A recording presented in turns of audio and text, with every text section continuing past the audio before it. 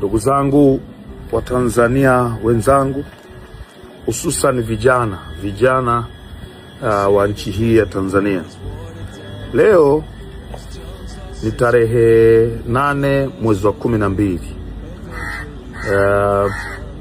Natumia muda huu kukusii, ewe kijana mwenzangu, ewe Mtanzania mwenzangu, epuka kushiriki jambo lolote ambalo litakwenda kutuharibia amani ya nchi yetu, utulivu wa nchi yetu.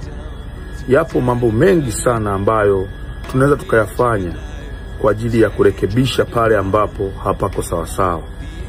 Naomba sana kwa kutumia ujumbe huu uwafikie vijana wote wa nchi yetu ya Tanzania. Usikubali kuchoma, kuharibu mali za nchi yetu.